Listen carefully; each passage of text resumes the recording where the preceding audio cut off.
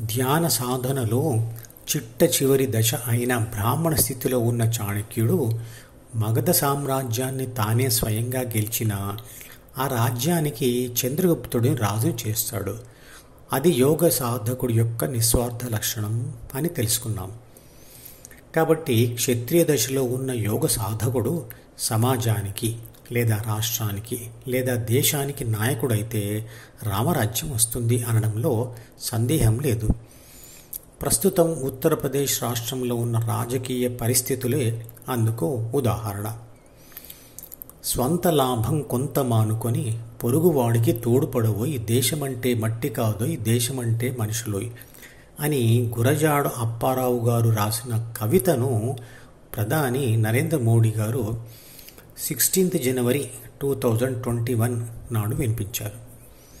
నరేంద్ర మోడీ గారు మాట్లాడిన ఆ మాటల వీడియో యొక్క లింకును మరియు ఇవి ఆఖరి ఎన్నికలు కావచ్చు అనే మరో వీడియో లింకును మరియు స్వార్థ పరిపాలకుడు నిస్వార్థ పరిపాలకుడు మధ్య తేడా చూపించే ఇంకో వీడియో లింకును మొత్తం 3 యూట్యూబ్ ఛానల్ వీడియో లింకులను ఈ వీడియో డిస్క్రిప్షన్లో ఉంచుతున్నాను, తప్పకుండా వినండి.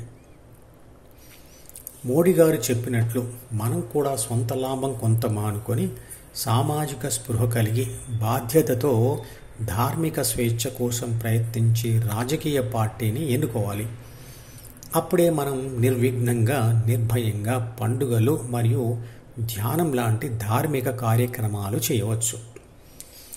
నిస్వార్థ యోగ సాధకులు నాయకులుగా ఉన్న రాజకీయ పార్టీ ఏదో మనందరికీ తెలుసు. అందులోని అందరూ యోగులు కాకపోయినా మిగతా రాజకీయ పార్టీలతో పోలిస్తే ఆ పార్టీలో క్షత్రియ యోగి తత్వం ఉన్న వ్యక్తుల సంఖ్య ఎక్కువే. నిజానికి సంపూర్ణ యోగి అయినవాడు నిర్లిప్త బుద్ధి కలిగి ఉంటాడు. అంటే బాహ్య సమాచారాన్ని స్వీకరించడు, విశ్లేషణ చేయడు, నిర్ణయాలు తీసుకోడు. ఎందుకంటే అతను మనసును బుద్ధిని వదిలేసి ఉంటాడు. కాబట్టి అలాంటి యోగి నాయకుడు కాలేడు. కానీ బ్రాహ్మణ దశకు ముందు ఏర్పడే స్థితియే క్షత్రియ దశ. ఆ దశలోనే ఆ వ్యక్తి సమాజానికి ఆదర్శ నాయకుడు కాగలిగిన అన్ని సమర్థతలు కలిగి ఉంటాడు.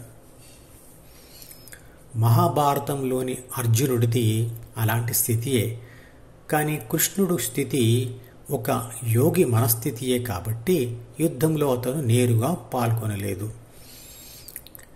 కాబట్టి ధ్యానం చేస్తూ క్షత్రియ దశకు చేరుకొని ఉన్నవారు సామాజిక నాయకత్వం వహించి ధార్మికతను రక్షించి పోషించాలి. ప్రస్తుతం రాజకీయాలలో అలాంటి వారు కనపడుతున్నారు. యోగి కానివాడు యోగి దృక్పథాన్ని యథాతథంగా అనుకరించకూడదు, అంటే నటించకూడదు.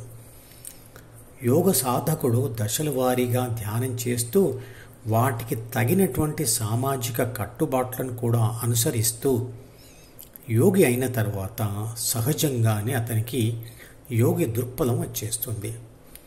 యోగిని అనుకరించడం వల్ల, అంటే యోగిలాగా నటించడం వల్ల నష్టం ఏమిటి అంటే, 1, అతను నిజమైన యోగి ఎప్పటికీ కాలేడు.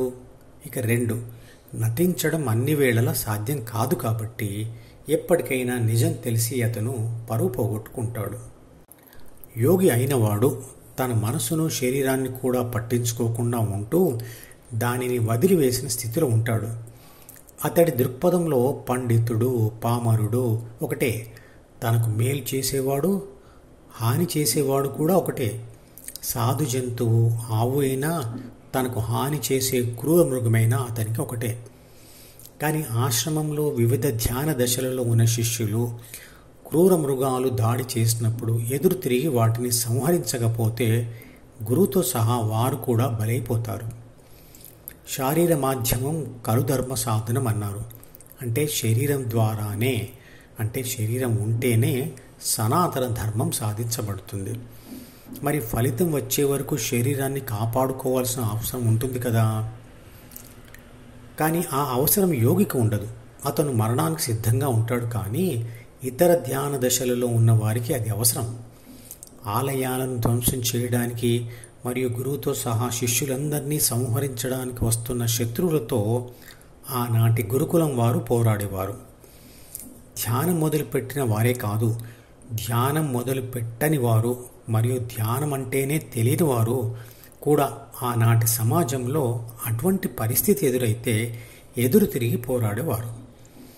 క్షత్రియ ధ్యాన దశలోని వారు అంటే రాజులు రాజ్యాన్ని, ధర్మాన్ని మరియు ధర్మ సాధన చేసే వారిని రక్షించడం కోసం ఆయుధాలు చేతపట్టి యుద్ధాలు చేసేవారు.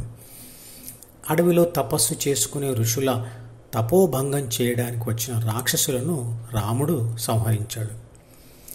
రాజ్య రక్షణ మరియు సనాతన ధర్మ రక్షణ కోసం రాజు మరియు అతని సైన్యమే కాదు, గ్రామస్తులే కాదు, ఆశ్రమంలోని వారు కూడా యుద్ధంలో పాల్గొనేవారు.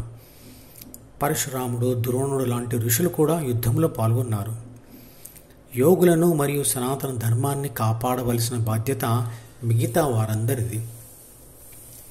ధర్మో రక్షతి రక్షితః అంటే సనాతన ధర్మాన్ని కాపాడండి, అది మిమ్మల్ని కాపాడుతుంది అని అర్థం.